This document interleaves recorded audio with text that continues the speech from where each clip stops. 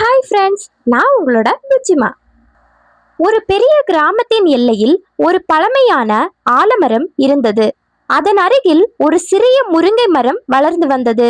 முருங்கை மரம் நட்ட சில மாதங்களிலேயே வேகமாக வளர்ந்து கிளைகள் விட்டு பூக்கள் பூத்து காய்களை காய்க்க தொடங்கியது.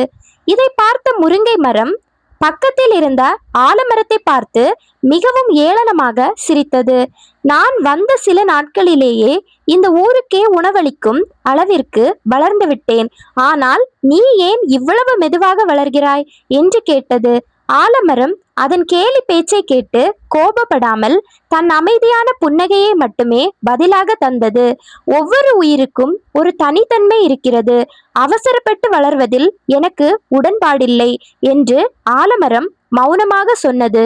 முருங்கை மரம் தன் வேகத்தை பெருமையாக நினைத்து தினமும் புதிய கிளைகளையும் இலைகளையும் உருவாக்கி தன் அழகை அங்கே காட்டியது. ஆலமரம் தன் கவனத்தை மேலே காட்டுவதை விட பூமிக்கு அடியில் தன் வேர்களை ஆழமாக பரப்புவதில் மட்டுமே செலுத்தியது. ஒரு வருடம் முடிந்தது. முருங்கை மரம் இப்போது ஏகப்பட்ட காய்களை கொடுத்து அந்த ஊர் மக்களின் பாராட்டை பெற்றது. மக்கள் முருங்கை மரத்தை தேடி வந்தனர். ஆனால் யாரும் அந்த ஆலமரத்தை கண்டுகொள்ளவே இல்லை. அது வெறும் மரமாக நின்றது. பார்த்தாயா, மக்கள் என்னை எவ்வளவு கொண்டாடுகிறார்கள், நீ இன்னும் அப்படியேதான் இருக்கிறாய் என்று முருங்கை மீண்டும் கேலி செய்தது. ஆலமரம் அமைதியாக சொன்னது, அவர்கள் உன்னை கொண்டாடுவது உனது பலனுக்காக, ஆனால் என் வளர்ச்சி காலத்தை தாங்கி நிற்பதற்கானது. ஆலமரம் தன் வேர்களை இன்னும் ஆழமாக பூமியின் இண்டு இடுக்குகளிலெல்லாம் செலுத்தி தண்ணீரை தேடி தன் அஸ்திவாரத்தை பலப்படுத்தியது. மேலே பார்ப்பவர்களுக்கு ஆலமரம் வளராதது போல தெரிந்தாலும் பூமிக்கு அடியில் அது ஒரு மாபெரும் சாம்ராஜ்யத்தையே உருவாக்கி கொண்டிருந்தது. அவசரப்பட்டு பெரும் புகழுக்கு தற்காலிகமானதாக இருக்கும், ஆனால் ஆழமாக பதிந்து பெரும் வெற்றிதான் நிரந்தரமானது என்பதை ஆலமரம் நன்கு அறிந்திருந்தது. மற்றவர்கள் தன்னை மதிக்கவில்லை என்றாலும் அது தன் கடமையை ஒருபோதும் நிறுத்தாமல் மௌனமாக தன் வேர்களை பரப்பியது. 5 வருடங்கள் கடந்தன. அந்த பகுதியில் திடீரென ஒரு மாபெரும் இயற்கை சீற்றம் ஏற்பட்டது. வான் பிளந்து பெரும் புயல் காற்று வீசியது. கருகருவென மேகங்கள் சூழ்ந்து காடே அதிரும் அளவிற்கு இடி மின்னலுடன் கூடிய ஒரு மகா சூறாவளி காற்று வீச தொடங்கியது. வேகமாக வளர்ந்த முருங்கை மரம் அந்த பலத்த காற்றை தாங்க முடியாமல் தன் கிளைகள் ஒவ்வொன்றாக உடைந்து தரைமட்டமானது. அதன் வேர்கள் மிகவும் மேலோட்டமாக இருந்ததால் பலமான ஒரு காற்றுக்கே அது வேரோடு சாய்ந்து மண்ணோடு மாய்ந்து போனது. ஆனால் அதே புயலில் அந்த ஆலமரம் தன் ஆழமான வேர்களின் பலத்தால் ஒரு இன்ச் கூட அசையாமல் கம்பீரமாக நின்றது. புயல் ஓய்ந்த பிறகு முருங்கை மரம் உடைந்து கிடப்பதை பார்த்து ஆலமரம் மிகவும் வருத்தப்பட்டு தன் மௌனத்தை உடைத்தது. மேலே காட்டிய வேகத்தை நீ கீழே காட்டியிருந்தால் இன்று உனக்கு இந்த நிலைமை வந்திருக்காது என்று மெல்ல கூறியது. இந்த சம்பவத்திற்கு பிறகு ஆலமரம் மெல்ல மெல்ல தன் விழுதுகளை பூமிக்கு மேலே இறக்க தொடங்கியது. அதன் கிளைகளில் இருந்து இறங்கிய விழுதுகள் மண்ணை தொட்டு புதிய தூண்களைப் போல அந்த மரத்திற்கு பெரும் பலத்தை தந்தன. இப்போது ஒரு மரமாக இல்லாமல் ஒரு மாபெரும் காடு போல அந்த பகுதி முழுவதும் விஸ்வரூபம் எடுத்து நின்றது.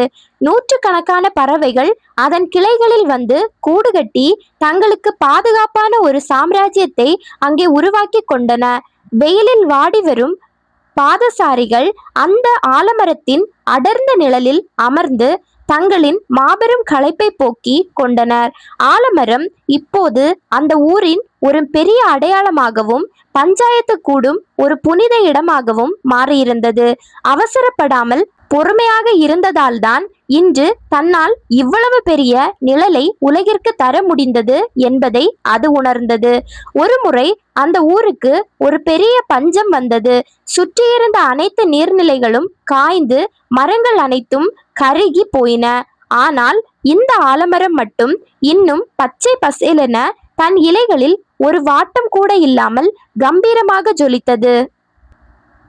அதற்கு காரணம் 5 வருடங்களாக அது பூமிக்கு அடியில் பரப்பி இருந்த அந்த ஆழமான வேர்கள் அடிநிலத்து நீரை உறிஞ்சி கொண்டிருந்தன. காட்டில் இருந்த விலங்குகள் அனைத்தும் உணவிற்காகவும் தண்ணீருக்காகவும் இந்த ஆலமரத்தை நோக்கியே தங்களின் பயணத்தை தொடங்கின. ஆலமரம் தன் இலைகளையும் பழங்களையும் தந்து அந்த பஞ்ச காலத்தில் ஆயிரக்கணக்கான உயிர்களை மௌனமாக பசி தீர்த்து காப்பாற்றியது. ஆழமாக வேரூன்றிய எதையும் எந்த ஒரு வறட்சியாலும் அவ்வளவு எளிதாக அழித்துவிட முடியாது என்ற உண்மையை அது உலகுக்கு உணர்த்தியது. மக்கள் இப்போது அந்த மரத்தை தெய்வமாக வழிபடத் தொடங்கினார். அதன் பெருமை பக்கத்து நாடுகளுக்கும் மெல்ல பரவியது. நாட்டின் அரசர் இந்த கதையை கேள்விப்பட்டு அந்த அதிசய ஆலமரத்தை காண்பதற்காக தன் அமைச்சர்களுடன் அங்கே வந்தார். அந்த மரத்தின் பிரம்மாண்டத்தையும் அதன் நிழலில் வாழும் ஆயிரக்கணக்கான உயிரினங்களையும் பார்த்து அரசர் அப்படியே வியந்து நின்றார். இந்த ஒரு மரம் ஒரு மாபெரும் சாம்ராஜ்யத்தையே தன் மடியில் தாங்கி நிற்கிறது என்று அரசர் மனதார பாராட்டினார். ஆலமரம் தன் விழுதுகளை அசைத்து அரசரின் பாராட்டை ஒரு மெல்லிய காற்றின் வழியாக நன்றியோடு ஏற்றுக்கொண்டது. அரசர் அந்த இடத்தை ஒரு பாதுகாக்கப்பட்ட பகுதியாக அறிவித்து அந்த மரத்திற்கு சிறப்பு மரியாதைகளை செய்ய உத்தரவிட்டார். ஒரு காலத்தில் யாரும் கண்டுகொள்ளாமல் இருந்த அந்த மரம் இன்று நாட்டின் மிக உயரிய அங்கீகாரத்தை பெற்று திகழ்ந்தது. தற்காலிக புகழை தேடாமல் நிரந்தரமான பலத்தை தேடியதால்தான் அதற்கு இந்த மாபெரும் கௌரவம் கிடைத்தது.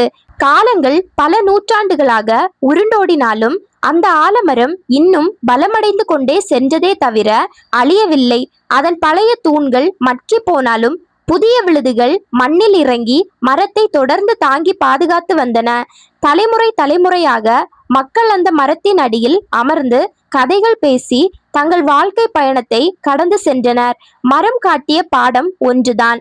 உன் அஸ்திவாரம் பலமாக இருந்தால் உன்னை எந்த ஒரு காலத்தாலும் அழித்துவிட முடியாது.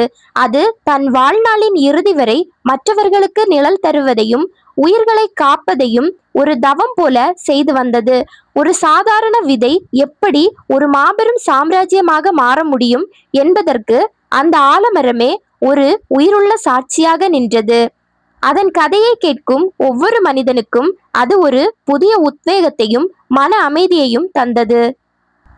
அவசரப்பட்டு வளரும் முருங்கை ஒரு சிறிய புயலிலேயே சாய்ந்துவிடும். ஆனால் ஆழமாக வேரூன்றிய ஆலமரம் எந்த ஒரு பெரு சூறாவளியையும் தாங்கி கம்பீரமாக நிற்கும். நீ அவசரப்பட்டு புகழை தேடப் போகிறாயா அல்லது காலத்தை வெல்லும் வெற்றியை தேடப் போகிறாயா என்பதை நீயே தீர்மானி. உனது உழைப்புக்கு உடனடியாக பாராட்டோ அல்லது அங்கீகாரமோ கிடைக்கவில்லை என்று ஒருபோதும் சோர்ந்து போகாதே. நீ இப்போது உனது அஸ்திவாரத்தை பலமாக்கி கொண்டிருக்கிறாய். மற்றவர்கள் உன்னை கடந்து வேகமாக முன்னேறுவதை பார்த்து பொறாமைப்படாதே. உனக்கான நேரம் வரும்போது உனது வளர்ச்சி ஒரு மாபெரும் விஸ்வரூபமாக இருக்கும். சவால்கள் வரும்போது வளைந்து கொடுப்பது பலவீனம் அல்ல, அது புயலிலும் நிலைத்து நிற்கும் ஒரு மாபெரும் கலை என்பதை உணர்ந்து கொள். உன் மீதான நம்பிக்கையை நீ இழக்காத வரை எந்த ஒரு வறட்சியும் உனது பச்சை பசேல் என்ற அடையாளத்தை அழித்துவிட முடியாது. பொறுமையாக இரு. உனது விழுதுகள் மண்ணை தொடும் வரை உனது வேர்கள் ஆழமாக பதியவை. சிகரம் உன்னை தொட காத்திருக்கிறது. நீ மட்டும் தொடர்ந்து முயற்சி செய்து கொண்டே இரு. இந்த ஸ்டோரி உங்க எல்லாருக்கும் கண்டிப்பா பிடிச்சிருக்கும் அப்படின்னு நான் நம்புறேன். அப்படி உங்களுக்கு பிடிச்சிருந்துச்சு அப்படின்னா கண்டிப்பா உங்க ஃப்ரெண்ட்ஸ் ஃபேமிலி எல்லாருக்கும் ஷேர் பண்ணி விடுங்க. நீங்க மறக்காம சப்ஸ்கிரைப் பண்ணி வச்சுக்கோங்க. இனி ஒரு அடுத்த புது வீடியோல சந்திக்கலாம். அது வரைக்கும் பாய்.